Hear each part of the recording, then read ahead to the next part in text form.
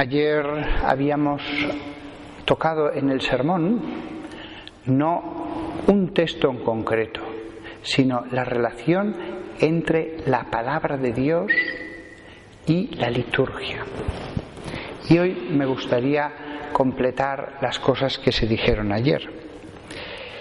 Lo primero de todo es que, aunque algunas personas no se percaten de ello, la Biblia se va leyendo en determinados días o tiempos de forma muy atinada.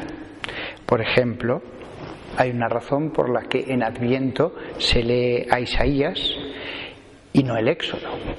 El Éxodo se lee, sin embargo, en Cuaresma. ¿O por qué se lee el libro de Ruth y el Cantar de los Cantares en Navidad? Y en cambio el libro de Hechos de los Apóstoles y el Apocalipsis se lee en tiempo pascual. ¿Por qué no se lee el Antiguo Testamento en el tiempo pascual, en los días de diario?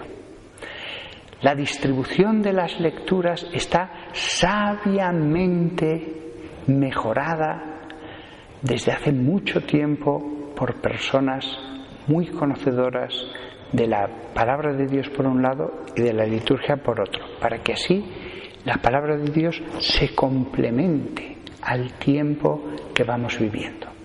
Y en el tiempo ordinario vamos recorriendo toda la Biblia. Por lo tanto, Cristo está presente en su palabra. Cristo está presente en la Biblia que leemos en la misa. De esta manera, el texto escrito se percibe como palabra viva. Si yo leo a otros autores, a Kant, a Hegel, a un gran filósofo, pues son textos escritos. Sin embargo, la Biblia es palabra viva, produce efectos. Es como si en ese momento fuera pronunciada para mí y hace algo dentro de mí. Va acompañada de una gracia. No solamente la Biblia es como si de ella emanaran gracias a los que la leen o la escuchan. A veces poderosísimas. Un solo versículo, ha habido santos que lo han escuchado en la Eucaristía y les ha cambiado toda la vida. Por ejemplo, San Antonio, abad. Otras veces, no un versículo, pero un salmo que se repite. Unas veces es un texto durante una temporada, durante meses incluso. Sin embargo, volvemos a lo que decía ayer. Por muy aconsejable, y lo es, que es la lectura reposada, personal, de los libros bíblicos, la celebración litúrgica es un lugar donde se ve de forma patente cómo el Espíritu Santo instruye a su Iglesia. El Espíritu Santo está aquí instruyendo a su Iglesia. Es algo formidable cuando uno lo piensa. Y es verdad que muchas veces, lo decía ayer, vamos a la misa diciendo voy a encontrarme con Jesús, la Eucaristía, el momento de la comunión. Sí, todo eso hacemos muy bien en recordarlo. Pero también podríamos, cuando vamos a misa, decir voy a escuchar la palabra de Dios. Voy a ser enseñado como un discípulo.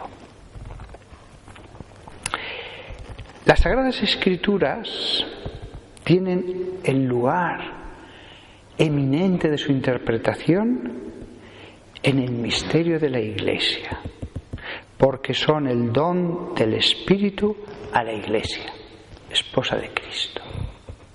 La Biblia es un regalo que Dios ha hecho a la Iglesia y es en ella donde se interpretan. No es un lugar donde se interpretan, es el lugar.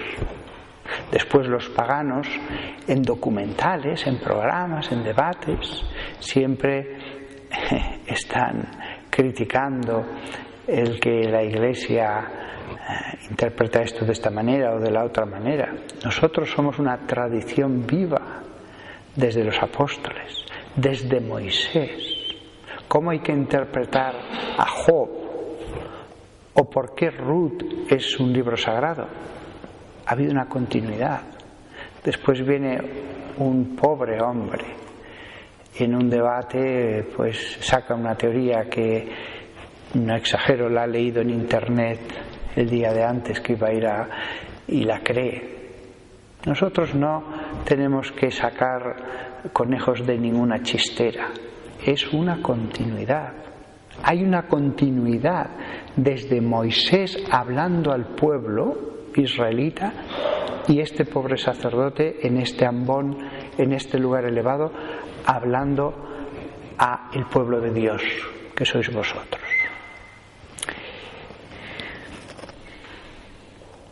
El papel, por lo tanto, que tiene el Espíritu Santo en la inspiración, interpretación y comprensión de las Sagradas Escrituras. No lo veamos de un modo humano. El Espíritu Santo las ha inspirado. La palabra inspirar tiene el sentido, viene del verbo respirar. De algún modo es como si el Espíritu Santo soplase sobre la persona que lo escribía y eso entrase dentro. Inspiración. Tenía ese sentido en el latín. El Espíritu Santo sopla su idea, su pensamiento, el recuerdo de una cosa que no quiere que se olvide y entra en la persona que dice, sí, y escribió lo que tenía que escribir. Y si no lo hizo, ya se encargó Dios de que el siguiente amanuense, mira, aquí se ha equivocado, y lo corrigiera. Y si se metió una parte que era humana, ya se encargó Dios de que esa parte se extrajera. Nada se pierde de la Escritura, nada se añade. Cada una de las palabras del texto canónico está allí porque tiene que estar, están contadas. Por lo tanto, siempre que nos sentemos para escuchar la liturgia de la palabra, el Espíritu Santo inspiró, spiritus, soplo, hálito, pues ese hálito también se mete en los hombres. El Espíritu Santo tiene su papel en la inspiración, en la interpretación eclesial.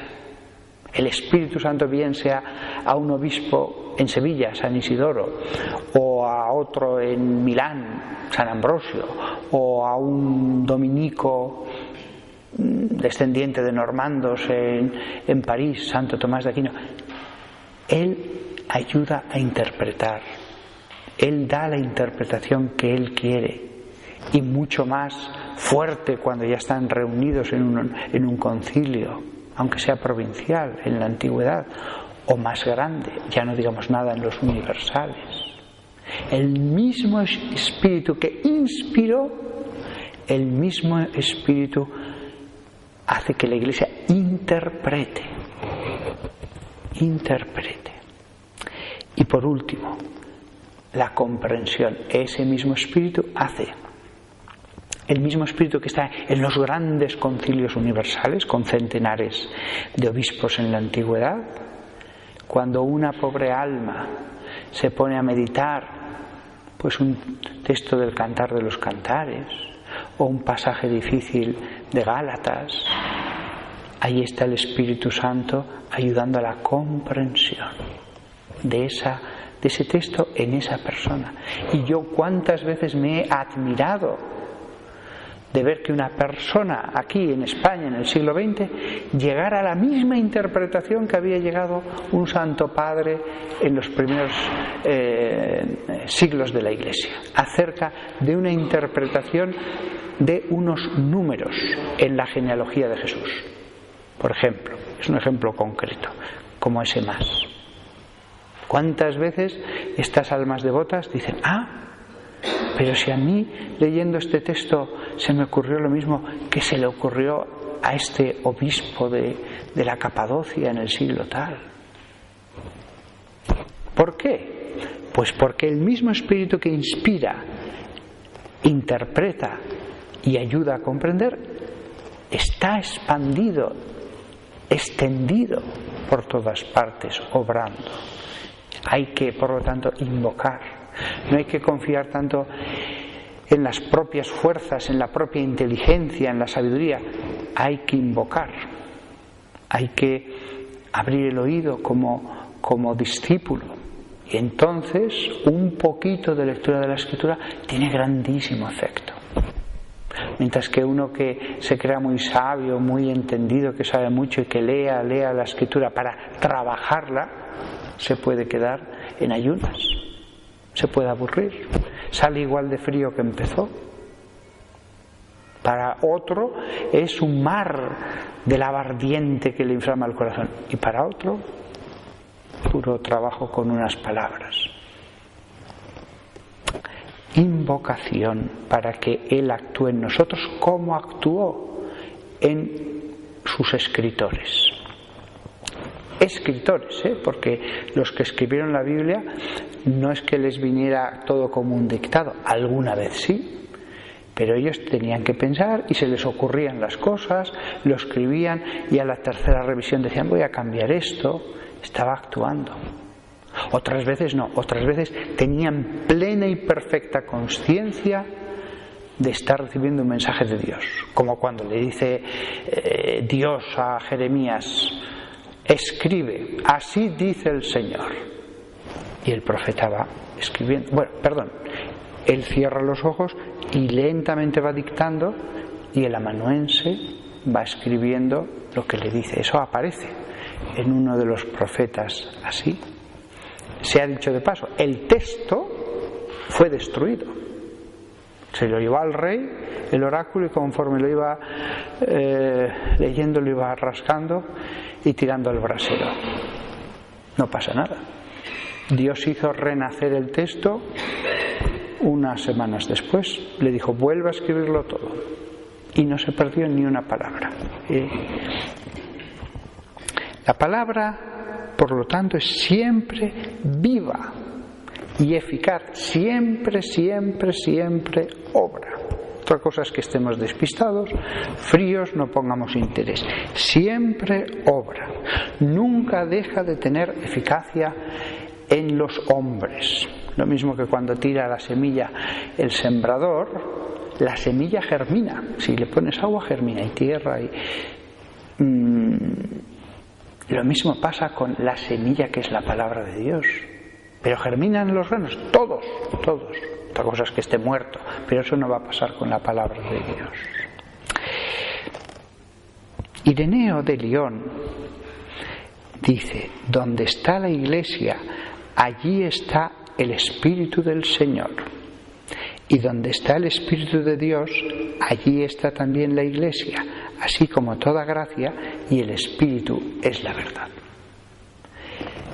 Esto es lo que nos ayuda a tener la seguridad de que frente a tantísimas herejías, maestros del error, sectas que han llevado a la ruina a tantos seres humanos, porque les han dicho el fin del mundo viene dentro de medio año, id a este sitio, o interpretaciones que han llevado a desastres personales. Yo conozco gente que ha seguido a personas sectarias y que han vendido todo por hacer tal y cual cosa y al final han visto que habían seguido a un mal pastor. Frente a eso, las palabras de Ireneo de León, donde está la Iglesia, allí está el Espíritu del Señor. Pero la Iglesia real, no la Iglesia de unos santos perfectos que no existieron ni en el siglo I. La Iglesia del arzobispo de Madrid de Osoro y del arzobispo de Burgos, don Fidel, y de nuestro obispo Juan Antonio y del párroco de Santa María, del párroco de la catedral, y la gente que está allí. Esa es la iglesia. La única iglesia que existe es la real, con sus personas con defectos y pecados y manías y todo lo bueno. Donde está la iglesia, allí está el Espíritu del Señor, dice Ireneo. Y donde está el Espíritu de Dios, allí está también la iglesia, así como toda gracia, la gracia que actúa en las almas, que enardece, que inflama, así como toda gracia, y el Espíritu es la verdad.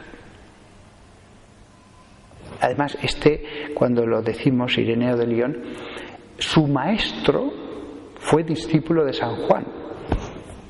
Los textos de Ireneo de León que se han conservado, él escuchó al maestro, su maestro había recibido la doctrina de San Juan, el evangelista, y dijo esto. Fijaos cómo esta visión es tan optimista, cómo esta visión nos da todo un mar de gracia a través de las Escrituras al alcance de la mano, cómo esta visión no reduce todo a los sacramentos, siendo tan grandes, todos ellos, siendo tan grandes. También entendemos cómo los hermanos separados de la Iglesia de buena fe, cuando leen las Escrituras, también esa palabra viva y eficaz les vivifica a ellos. Otra cosa después es que se desvíen por caminos retorcidos. Cuanto menos actúe en ellos el Espíritu de Dios, cuanto menos les inspire, cuanto más mal haya en ellos, más fácil será que pase eso. Pero actúa incluso fuera de la Iglesia. También en la Iglesia ha nacido la Escritura, pero también esas Escrituras, como semilla fuera de la Iglesia, producen su efecto.